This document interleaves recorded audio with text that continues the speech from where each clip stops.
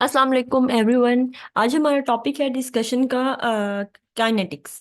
तो काइनेटिक्स का हमारा पहला जो एमसीक्यू है वो है जी, branch of science that deals with the rate of a chemical reaction is called. तो ऐसी ब्रांच की साइंस जिसमें हमारे पास जिसमें हमने डील करना है रेट के साथ कि कोई चीज़ कितनी तेज़ और कितनी फास्ट आपका केमिकल रिएक्शन हो रहा है, इसको हम कहते हैं केमिकल काइनेटिक्स, बी ऑप्शन। और next MCQ is unit of uh rate of uh reaction is. आपके पास रेट ऑफ आर रिएक्शन है, उसका यूनिट होता है molarity per second. Molarity is mole per DM cube per second. So C option is the right one, mole per DM cube per second. Next MCQ is rate of a reaction between two specific time interval is called. तो हमारे पास जब हम rate को between two specific time intervals calculate करते हैं, that rate is called the average rate. अगर आप किसी स्पेसिफिक इंस्टेंट ऑफ टाइम पे करते हो, that is called the instantaneous rate, and between two specific time intervals rate is called the average rate. और next MCQ is in the rate equation positive sign shows. Rate equation में हम positive लगाते हैं, वो क्या show करता है कि हम with the passage of time हमारे पास प्रोडक्ट्स की कंसेंट्रेशन इंक्रीज हो रही है, D option. Negative sign show करता है रिएक्टेंट्स की कंसेंट्रेशन कम हो रही है, और पॉजिटिव साइन शो करता है प्रोडक्ट्स की concentration with the passage of time increase हो रही है। तो D option is the right one. Number of molecules taking part in the rate determining step is rate constant, order, kinetics. तो number of rate determining step में जो number of molecules participate करेंगे, that is the order of a reaction. हमारे पास कोई reaction different steps में हो रहा है, उनमें से एक step जो slowest होगा, जो slowest step होगा वही rate determining step होगा, और जिसमें उसमें जितने number of molecules होंगे वही उस जो reaction है उसका order कहलाएंगे। तो B option is the right one। Slowest step of a reaction, किसी भी रिएक्शन का स्लोवेस्ट स्टेप जो है वो रेट डिटरमिनिंग स्टेप कहलाता है, और उसी पे पूरा का पूरा जो रेट है उस रिएक्शन का वो डिपेंड कर रहा होता है। Enzyme catalysed reaction, enzyme catalysed reaction जो हमारे पास होते हैं मोस्टली वो कौन से ऑर्डर होते हैं? वो जीरो ऑर्डर होते हैं, first order, second order, and none of these. तो हमारे पास जो एंजाइम कैटेलाइज्ड रिएक्शन है वो mostly A option is the right one. 90% in fact 100% आपके पास जो एंजाइम कैटेलाइज्ड रिएक्शन है वो जीरो ऑर्डर रिएक्शन होते हैं हमारे पास। फोटो रिएक्शंस आर मोस्टली, इसी तरह वो रिएक्शंस जो कि आपके पास लाइट की प्रेजेंस में होते हैं, सम लाइक आप कह सकते हो photosynthesis. Photosynthesis in the presence of light important है।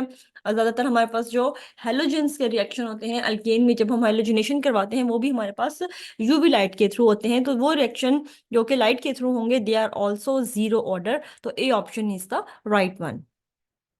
Order of a reaction can be, order of a reaction आपके पास जीरो भी हो सकता है, होल नंबर भी हो सकता है, फ्रैक्शनल भी हो सकता है, माइनस में भी हो सकता है। तो all of them are correct. Hydrolysis reactions are mostly, they are mostly pseudo order, B option. Hydrolysis reaction वो रिएक्शंस हैं जिनमें हमारे पास एज अ रिएक्टेंट एक वाटर मॉलिक्यूल होगा। तो वाटर जो होता है वो एज अ सॉल्वेंट होता है और लार्ज अमाउंट में प्रेजेंट होता है, तो इसकी जो कंसेंट्रेशन है उसको हम निग्लेक्ट कर देते होते हैं। तो hydrolysis reactions are pseudo order reactions. Rate of a reaction is dash proportional to the concentration of reactants. Rate of a reaction directly proportional to the concentration of reactants. जितनी आप reactants की concentration बढ़ाओगे उतना ज़्यादा chance होता है कि उनके molecules आपस में collide करेंगे और rate उतना ज़्यादा हो जाएगा। तो A option is the right one.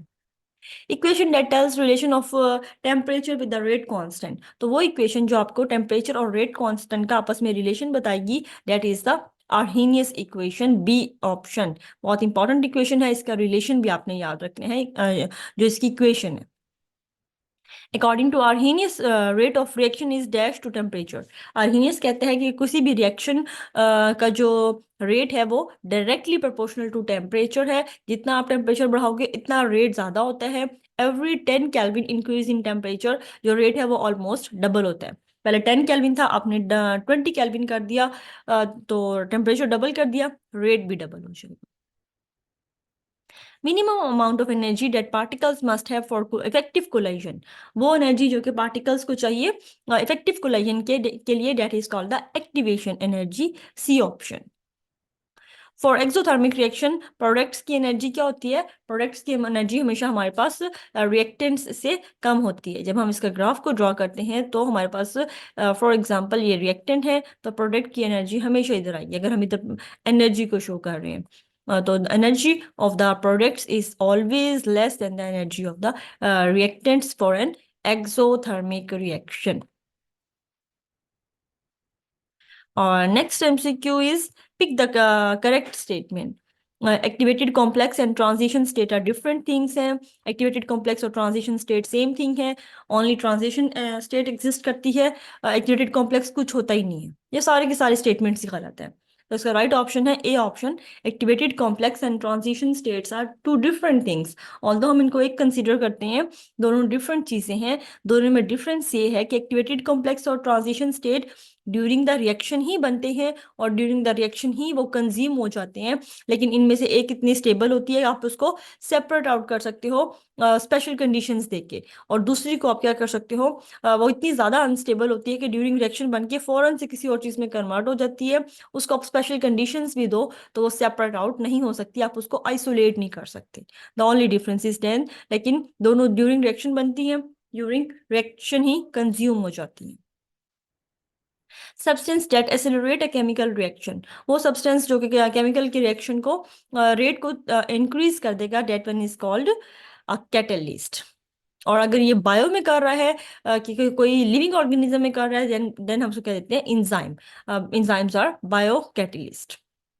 Nuclear reactions हमारे पास फर्स्ट ऑर्डर होता है हमेशा, nuclear orders first order kinetics को फॉलो करेगा, तो बी ऑप्शन इसमें राइट बने। तो आपने याद रखने बहुत इंपॉर्टेंट है, इंजाइम कैटालाइज्ड और फोटो रिएक्शंस जो होते हैं वो जीरो ऑर्डर है, न्यूक्लियर वाले फर्स्ट ऑर्डर होते हैं, और जो हमारे पास वाटर वाले होंगे वो सूडो फर्स्ट ऑर्डर रिएक्शंस होते हैं। Next one is pick the wrong statement. Catalyst is regenerated at the end. Catalyst effect both backward and forward equally for a reversible reaction. Does not shift equilibrium but helps to achieve the equilibrium quickly. तो इसमें से कौन सी statement गलत है? कोई भी statement गलत नहीं है, सारी कैटलिस्ट के रिगार्डिंग जो भी स्टेटमेंट्स हैं सारी की सारी ठीक है। All are the true statements, no one is the wrong among these statements. Homocatalysis is one that have same phase. Homocatalysis हमारे पास ऐसी टाइप की कैटालिसिस है जिसमें रिएक्टेंट्स और जो कैटलिस्ट आप यूज करोगे वो सेम फेज में होंगे। अगर रिएक्टेंट्स लिक्विड है तो कैटलिस्ट भी लिक्विड होगा, रिएक्टेंट्स सॉलिड है तो कैटलिस्ट भी सॉलिड होगा, in which the reactants and the catalyst, A option बनेगा। इसमें आपके पास दोनों सेम फेज में होंगे।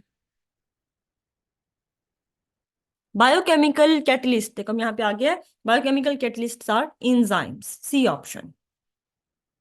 Unit of the slope in Arrhenius equation, अगर आप आर्हीनियस इक्वेशन की स्लोप निकालो तो उसका यूनिट आपके पास आता है केल्विन।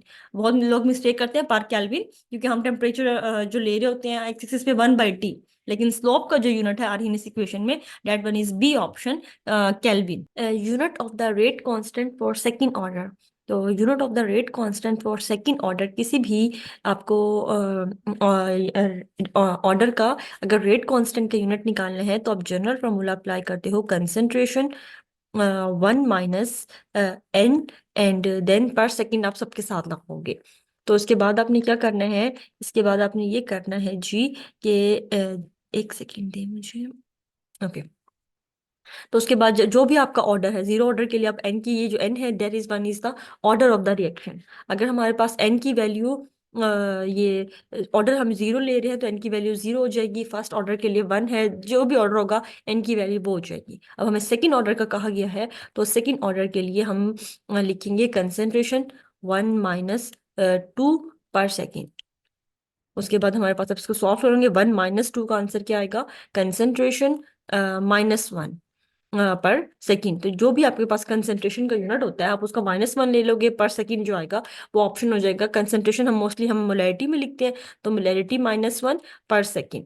इसको आप मजीद खोल के लिख सकते हो, मोलैरिटी का यूनिट होता है पर मोल पर डीएम क्यूब, तो आप इसको मोल पर डीएम क्यूब की बजाय इन्वर्स करना है तो पर मोल डेसीमीटर क्यूब और पर सेकेंड, इसका यूनिट ऐसे भी लिख सकते हो आप। तो कोई भी आपको ऑर्डर दिया जाए और उसके रेट कांस्टेंट का आपको यूनिट कहा जाए, तो आप जनरल फार्मूला अप्लाई करो, कंसंट्रेशन 1 - s/s, और आप ये फार्मूला अप्लाई करके इसके मुताबिक अब आपका C option is the right one, per molarity per second. In kinetics single step reactions are called, kinetics में सिंगल स्टेप रिएक्शंस जो हमारे पास हैं that one are called the elementary reactions, B option. इन जितने भी जो एक ही सिंगल स्टेप होगा, वही जो सिंगल स्टेप होगा that one is the rate determining step, और उसी के जो मॉलिक्यूल्स होंगे वो ऑर्डर को डिटरमिन करेंगे। तो single step reactions in kinetics are called the elementary reactions. The reaction rate constant can be defined as the rate of a reaction when each reactant's concentration. Rate constant की definition क्या है हमारे पास, कि जब भी rate of a reaction, जब आप concentration जो रिएक्टेंट्स की है वो यूनिटी ले लो, A option is the right one, that one is called the rate constant for a reaction. The rate of a chemical reaction tells us about, the rate of a chemical reaction, rate हमें बताता है कि कोई भी reaction कितना fast या कितना slow जा रहा है। तो C option is the right one, how slow और fast the reaction is actually taking place, that is the rate और chemical kinetics. The average rate and instantaneous rate of a reaction are equal. Average और instantaneous rate हमारे पास equal कब होते हैं? At start of the reaction, at end of the reaction, at middle of the reaction, and when two rates have a time interval equal to 0। तो C option is the right one, average rate और instantaneous rate एक ही चीज बन जाएंगी, equal हो जाएंगे जब two rates have a time interval almost equal to 0। Which of the following observations is incorrect about the order of a reaction? Order of a reaction is always a whole number. Stoichiometric coefficients of the reactant doesn't affect the order. Order of a reaction is the sum of the power to express the rate of a reaction to concentration terms of the reactant. Orders can be assessed experimentally only. तो जो आपका A option है वो गलत है। Order of a reaction whole number भी हो सकते हैं, फ्रैक्शन में भी हो सकते हैं, माइनस में भी हो सकते हैं। बाकी सारी स्टेटमेंट्स बिल्कुल ठीक हैं। एसिड का हमारे पास मीनिंग क्या है? एसिड का हमारे पास मीनिंग होता है एग्री। तो किसी भी चीज पे एग्री हो जाना, किसी चीज को मान लेना, किसी चीज को तस्लीम कर लेना, डेट वन इज एसिड, कि दोनों फ्रेंड्स एक पॉइंट पे एसिड हो गए, एग्री हो गए। ए ऑप्शन आपका आ जाएगा इसका। सिनोनिम ऑफ अकॉस्ट, अकॉस्ट हम कहते हैं किसी चीज बोलने के अंदाज को, लेकिन आपने बताना है किस टाइप का बोलने के अंदाज, in an aggressive way, in a friendly way, in a rude way, none of these. तो अकॉस्ट हम कहते हैं speak in an aggressive way, आप कंपटीशन की सेंस में बोलना, एग्रेसिव वे में बोलना, that is called accost. Synonym of actuary, actuary का मीनिंग हमारे पास है clerk, B option is the right one. Then antonym of addle, addle का आपको सिनोनिम पहले पता हो देन हम एंटोनिम उसका बता सकते हैं। तो एडल का मीनिंग होता है सुस्त इंसान को कहते हैं, लेजी पर्सन को। तो उसका बिल्कुल ऑपोजिट बनेगा active. A option is the right one. दूसरा आपके पास इंग्लिश में इस बार कन्वर्ट एक्टिव स्पेसिफाइज थे, तो आपको सेंटेंस दिया गया है यू राइट अ लेटर, तो आपने इसमें इसका पैसिव में कन्वर्ट करना था। तो पैसिव में हम क्या करते हैं, ऑब्जेक्ट और सब्जेक्ट की पोजीशन चेंज कर देते हैं, हमेशा थर्ड फॉर्म यूज करेंगे हर चीज की, और जो भी सेंटेंस है उसके अकॉर्डिंग हम उसके हेल्पिंग वर्ब्स लगाएंगे। तो ये आपके पास सिंपल इंडेफिनिट टेंस है, तो आप क्या करोगे, a letter is written by me, write wrote written third form लिखोगे, अ लेटर इसको पहले ले आओगे, इज रिटन बाय यू आ जाएगा। तो B option is the right one. I am flying a kite, तो आपके पास कंटिन्यूस टेंस है, present continuous, a kite is being flown by me, कि आप क्या करते हो कंटिन्यूस में पहले काइट को स्टार्ट में ले आओगे, इसकी हेल्पिंग वर्ड इज, बीइंग हमेशा थर्ड फॉर्म यूज होगी पैसिव में, उसके बाद बाय आई को आप कन्वर्ट करोगे ऑब्जेक्टिव केस में, दैट इज मी। तो kite is being flown by me. Last time से क्यों है आपका ओपन द डोर, ये हमारे पास है इंपेरेटिव सेंटेंसेस, जिसमें आपको कोई हुक्म दिया जाए। इंपेरेटिव सेंटेंसेस तो उसका आप स्टार्ट कैसे लेते हो, let the door be opened, B option बन जाएगा आपके पास इसमें सही। जितने भी इंपेरेटिव वाले सेंटेंसेस हैं उनको आप लेट से स्टार्ट करते हो, जो आपका ऑब्जेक्ट दिया होता है या फिर जो आपका सब्जेक्ट नाउन दिया होता है उसको आप लेके आते हो, लेट द डोर बी का यूज करते हो और थर्ड फॉर्म लगा देते हो। तो B option, let the door be opened. Then आपके पास पेडागोगी का ऑप्शन आता है। पेडागोगी में आपके पास पहला एमसीक्यू था, in lesson plan a teacher. Lesson plan में क्या होता है, टीचर डिवाइड करता है होल चैप्टर को डिफरेंट पार्ट्स में, ताकि ऐसा नहीं होता कि एक ही चैप्टर को पूरे दिन में पढ़ा जाए। तो अगर आपका बड़ा सारा चैप्टर है तो वो लेसन प्लान करता है, डिफरेंट पार्ट्स में इसको डिवाइड करते हैं और डेली का थोड़ा थोड़ा करके पढ़ाते हैं, जैसे हम अपने मॉड्यूल में कर रहे हैं। लेसन प्लानिंग का आई थिंक सो आज आपका थर्ड पार्ट है और आगे भी 3 पार्ट्स और रह रहे हैं। तो चंक्स की फॉर्म में पढ़ाना, ताकि बच्चा अच्छे से एब्जॉर्ब कर सके चीजों को, उस चीज को हम कहते हैं लेसन प्लान। देन आपके पास था systematic design for development implementation and evaluation of instruction is called, कि सिस्टमैटिक वे से हर चीज को लेके चलना, इसको हम क्या कहते हैं, लेसन प्लान। के डेवलपमेंट इम्प्लीमेंटेशन एंड इवेल्युएशन, ये हमारे पास मुझे याद नहीं आ रहा, एक साइंटिस्ट था या मतलब ऑथर था जिसकी एग्जैक्ट डेफिनेशन है, तो आप उसको कोट कर सकते हो कि systematic design development implementation and evaluation के लिए आप कहते हो ये एक प्रॉपर लेसन प्लान है। Components of a lesson plan include, के किसी भी लेसन प्लान में कौन से कंपोनेंट्स होते हैं, इंस्ट्रक्शनल, ऑब्जेक्टिव, रैशनल और सब्जेक्ट, जो तीनों जो हैं ये आपके पास components of a lesson plan के पार्ट्स हैं। लेसन प्लान स्टार्ट्स विद, ये इंपॉर्टेंट एमसीक्यू था आपका, इसलिए आपके पास C option is the right option, कि लेसन प्लान हमेशा स्टार्ट होगा सब्जेक्ट से। लाइक क्या होता है कि हम आप पढ़ रहे हैं तो आके सबसे पहले आप क्या लिखते हो, किसी भी चीज का जो आपने आज का चैप्टर करना है उसका नाम लिखते हो। लाइक हमने इस बार करना था काइनेटिक्स, तो हम पहले डिस्कस किया, लिखा हुआ था, मतलब शेड्यूल में आपका लिखा था काइनेटिक्स। जो भी चीज आप टीचर आके पढ़ाएगा तो वह पहले बताएगा उसका नाम क्या, आज हमने ये पढ़ने हैं। देन आगे की बात डेफिनेशन और उसकी एक्सप्लेनेशन, उसकी एग्जांपल बाद में होंगी। तो लेसन प्लान हमेशा स्टार्ट होता है सब्जेक्ट के साथ। Extended adaptation of a lesson plan is, तो लेसन प्लान की जो एक्सटेंडेड फॉर्म है वो आपके पास है आईईपी। तो आईईपी का नेक्स्ट ही एमसीक्यू में थोड़ा सा डिस्कस कर लेते हैं कि आईईपी का आपका जो एब्रीविएशन पूछा गया था, तो उसका एब्रीविएशन क्या होता है, इंडिविजुअल एजुकेशन प्लान। कि इंडिविजुअल एजुकेशन प्लान जो आप करोगे उसको आप कहते हो आईईपी, और ये एक्सटेंडेड फॉर्म है किसी भी लेसन प्लान की। इसमें आप क्या करते हो, इसमें आप इसमें एक और फिर आगे मैं इसके साथ एक्सप्लेन करती हूँ।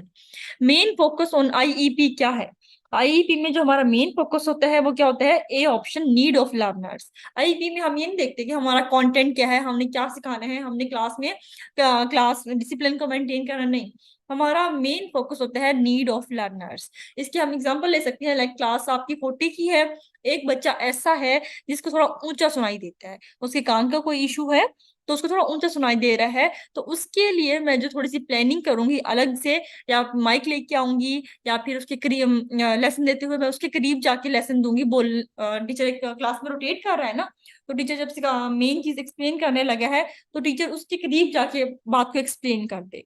तो उस स्पेसिफिक इंडिविजुअल के लिए कोई काम किया गया है, तो इस चीज को मैं कहती हूँ आईईपी। तो इस आईईपी का मेन मकसद होता है लर्नर्स की नीड को रिकॉग्नाइज करके उसके अकॉर्डिंग चलना, ना कि कंटेंट पे।